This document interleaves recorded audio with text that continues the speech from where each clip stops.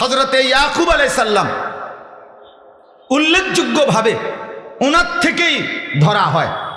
ইয়াকুব আলাইহিস সালাম, ইউসুফ আলাইহিস সালাম, এরপরে এদেরই পরিক্রমায় হযরত ইব্রাহিম আলাইহিস সালাম, ইব্রাহিম আলাইহিস সালামের সন্তান হযরতে ইসহাক আলাইহিস সালাম, হযরতে ইসহাক আলাইহিস সালামের বংশধর হলো এই বনি ইসরাইল।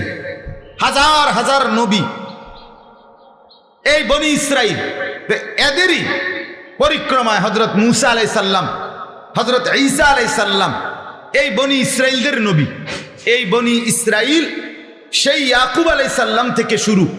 এই ইয়াকুব আলাইহিস সালাম থেকে নিয়ে এই পর্যন্ত সর্বযুগে সবচেয়ে বেশি আল্লাহর নাফরমানি, পৃথিবীতে সবচেয়ে বেশি অনর্থ, দুষ্টামি, হাঙ্গামা, বিশৃঙ্খলা, ফিতনা, ফাসাদ, আহাজারি, সন্ত্রাস, খুন, অনিয়ম, বিশৃঙ্খলা সবচেয়ে বেশি করছে এই বেঈমান।